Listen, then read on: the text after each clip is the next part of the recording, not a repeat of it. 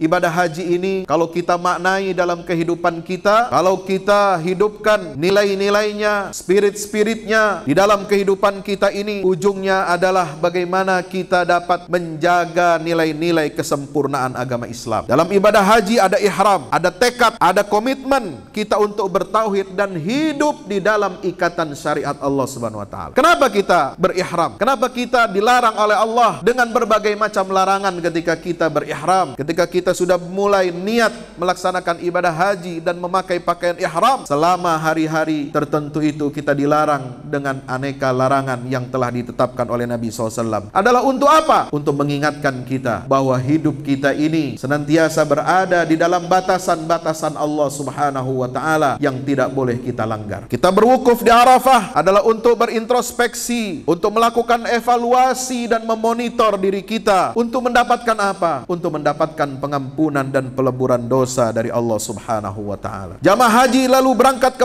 ke Muzdalifah untuk memungut batu. Untuk apa? Untuk mempersiapkan diri, perbekalan dia akan menghadapi perang yang tidak ada kesudahan, perang yang abadi antara manusia dengan iblis sebagai musuh yang nyata di atas muka bumi ini. Untuk itulah Allah Subhanahu wa taala perintahkan kita untuk melempar jamarat di Aqabah. Untuk apa maknanya? Agar kita senantiasa menolak gencatan senjata. Iblis kadang-kadang menawarkan gencatan senjata kepada kita, atau iblis menawarkan koalisi kepada kita. Ayo sama-sama kita berbuat maksiat, kita sharing tempat di dalam neraka. Maka itulah lempar jumrah ini adalah merupakan satu bentuk simbolisasi amar ma'ruf dan nahi mungkar yang tidak ada kesudahannya dalam kehidupan kita. Demikian pula setelah itu kita tawaf ifadah. Apa artinya tawaf ifadah dan sa'i ini? Artinya kita sedang men-set up ulang kehidupan kita. Kita menyatukan frekuensi kita dengan Allah Subhanahu wa taala di rumahnya. Kita menyatukan diri kita dengan tasbih alam semesta yang penuh energi, karena gerakan tawaf kita mengelilingi Ka'bah berputar ke arah sebelah kiri itu selaras dan sama dengan tawafnya seluruh elemen-elemen yang ada di alam semesta ini, memutar dan mengelilingi pusat galaksi ke arah sebelah kiri. Maka dari itulah jamaah yang dirahmati Allah Subhanahu wa taala, tidak cukup berhenti di situ, tapi juga kita harus memperhatikan keluarga kita, meneguhkan iman keluarga kita, memperbaiki pendidikan anak-anak kita.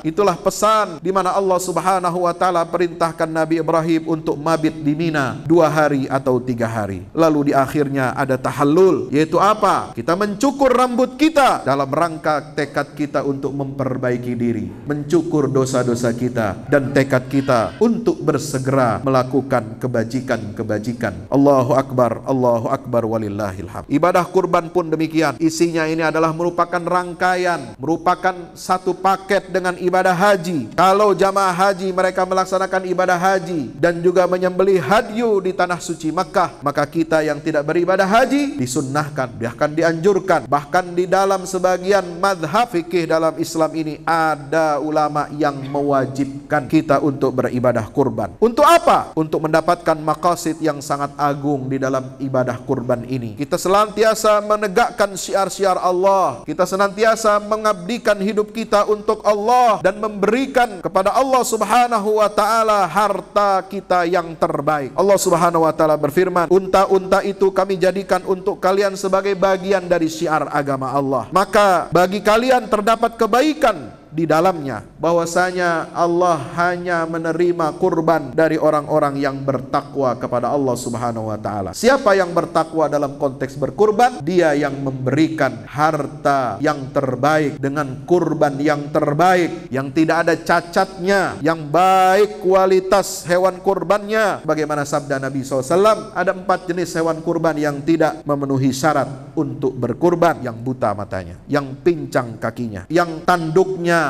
patah, atau hewan kurban yang menderita suatu penyakit. Semua rangkaian ibadah haji dan kurban tidak lain dan tidak bukan adalah untuk kita merayakan zikir kepada Allah Subhanahu wa taala. Karena nama Allah di dunia ini seringkali bahkan banyak disisihkan, diabaikan, dikesampingkan. Ketika alam semesta ini semuanya bertasbih kepada Allah, ketika tidak ada satupun makhluk di alam semesta ini yang tidak memuji Allah, yang tidak bertakbir, yang tidak bertahmid. Tidak ada di antara mereka yang tidak bertakbir dan bertahmid kepada Allah setiap saat. Tetapi di dalam dunia dan alam manusia ini, nama Allah begitu asing. Nama Allah begitu disingkirkan. Allah tidak boleh namanya disebut dalam ekonomi, dalam politik, dalam kebudayaan, dalam ideologi, kehidupan berbangsa dan bernegara, dengan alasan ini kalau kita bawa agama, kalau kita bawa simbol agama, ini akan memecah belah persatuan bangsa dan negara. Ini salah satu bentuk ilhad yang dapat menjauhkan kita dari ingat kepada Allah Subhanahu wa ta'ala.